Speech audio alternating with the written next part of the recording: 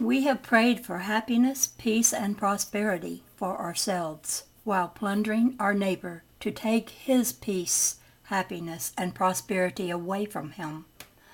Unknowing, we have actually done to ourselves what we have done to our neighbor.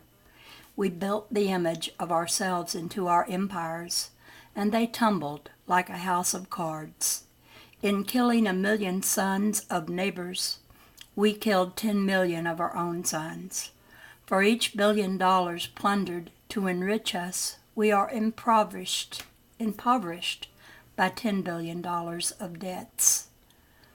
We did not know what we were doing. We were immoral pagans working according to the pattern of our barbarian nature, as truly and as normally as primate man acted in the pattern of his true primate nature.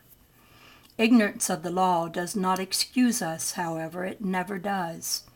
We shall continue to live in a barbarian world of our own making, as long as we practice barbarian ways.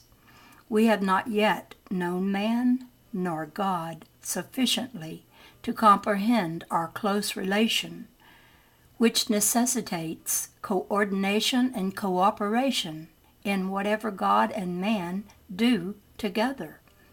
Man's failure to work with God and the penalty which he brings down upon himself for such disobedience is plainly set down in the following quotation from the message of the Divine Iliad. Serve first thy brother, hurt first thyself rather than thy neighbor. Gain naught from him unbalanced by thy giving. Protect thou the weak with thy strength.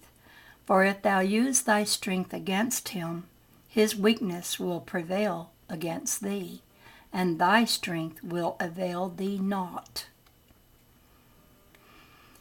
Man has violated this law all through his barbarian days, and is still violating it while hoping to evade its consequences.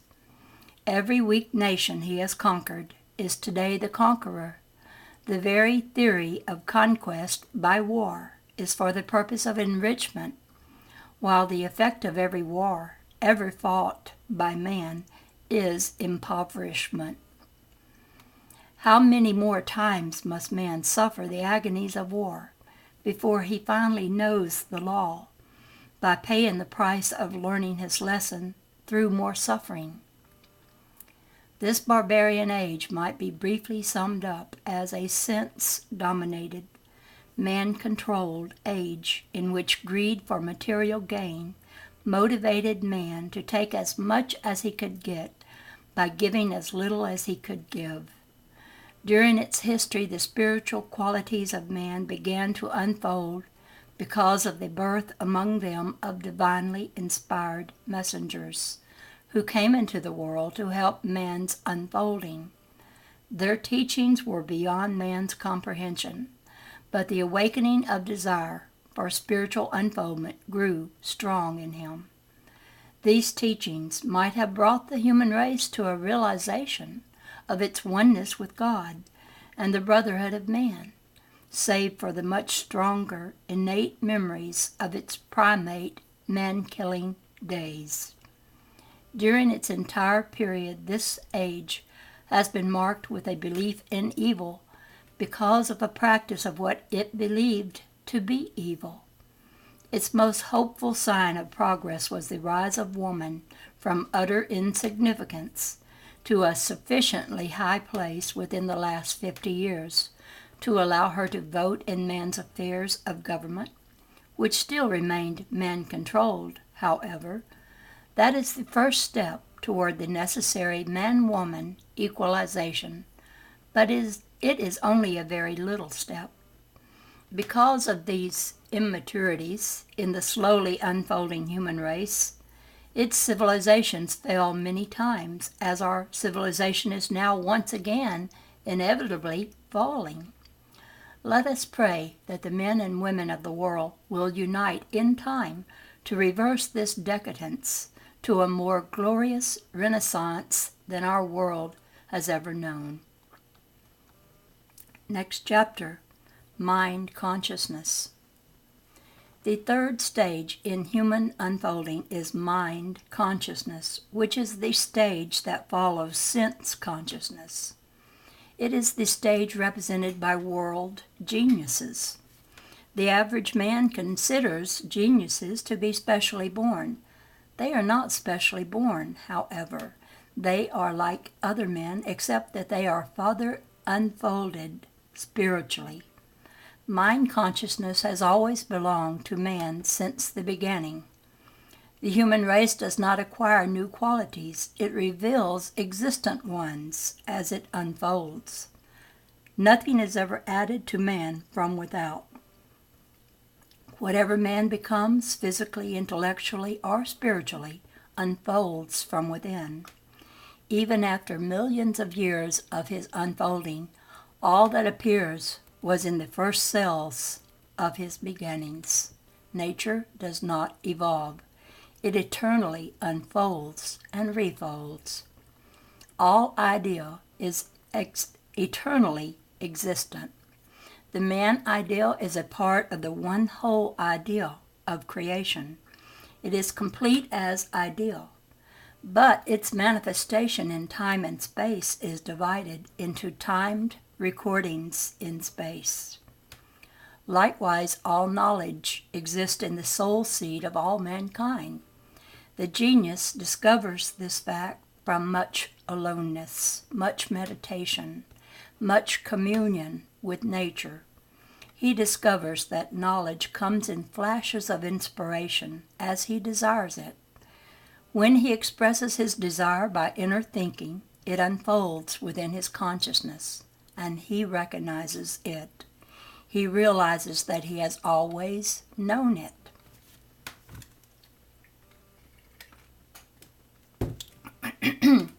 The genius knows that knowledge is limited to unchanging cause and cannot be acquired through fleeting effects of ever-changing matter, unless translated back to cause by inner thinking. Effects of motion are observed by the senses, but the senses cannot acquire knowledge. The senses can record and repeat effects, but cannot know that which they record and repeat. Knowing, therefore, that knowledge is a quality of mind only and cannot be sensed, and also knowing that creative energy has its existence in mind only. Geniuses acquire power to command material bodies from within their own consciousness. The more they become aware of their own centering consciousness from which their knowledge and power is extended, the more they become aware of their divinity and oneness with God. Increasing God awareness gradually brings the ecstasy of the God mind and full awareness that God is forever working with them as they work with Him to give master lines to their creations, masterliness to their creations. Works thus created endure forever. No work of man is enduring unless created in the ecstasy of God awareness, which characterizes all geniuses. All works of man, which are but the recordings and repeatings of sensed observations and memories, are but transient and fleeting. God is not in them. Man's senses alone are in them. They are soulless, they do not inspire, for inspiration is not in them.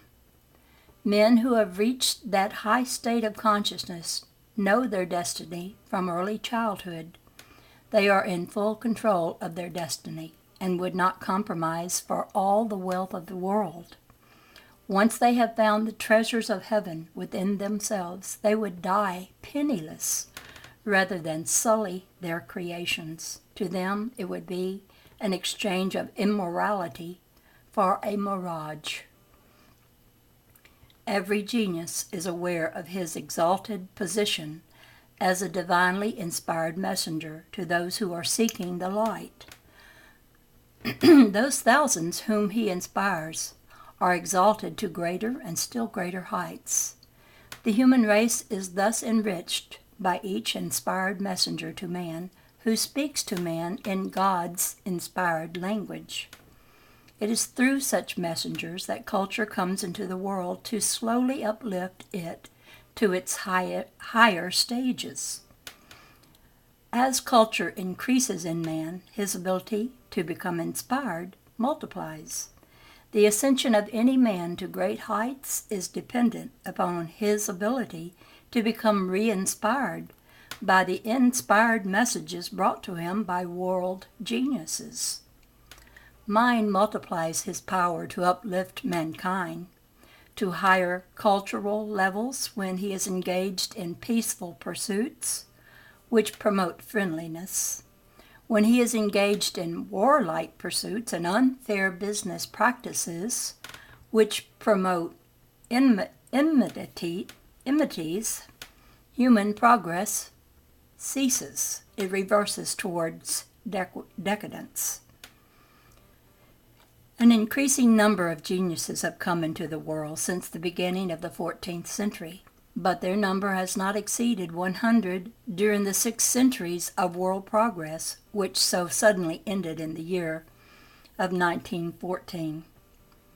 When the world becomes decadent, it crucifies genius. Lack of recognition and patronage prevents genius from giving its priceless treasures to the world.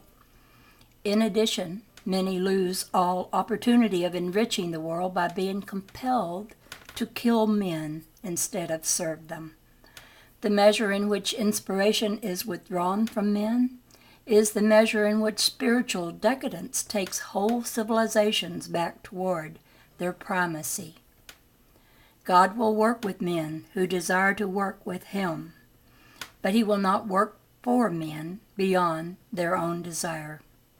Decadence is more conspicuous in the great masses who have not advanced to the point where they have the slightest awareness of that spiritual state of mind which inspiration is. There are countless millions of these uninspired, unillumined human units who are still deeply barbarian. There are many, many thousands, however, who have developed the inner vision and the inner ears, which inspiration unfolds in every man. These many thousands are the fruit of the few who have made them inwardly see and hear those concepts of imaginings and the voices which arise from nature's silences that are beyond the range of physical perception. These are the ones who will save the race if it is to be saved, but their numbers are 1 to 1,000 or even less. They are the few cultured ones who love a symphony concert and would suffer at a prize fight, against the countless thousands who love the prize fight and would suffer at a symphony concert. These are the ones who are keeping the Christian spirit alive in the world by leading man in the direction of the kingdom of heaven, which man may find only through inner inspired thinking. And I'm about to run out of battery, so I'll make this a short video, and the next one will be longer.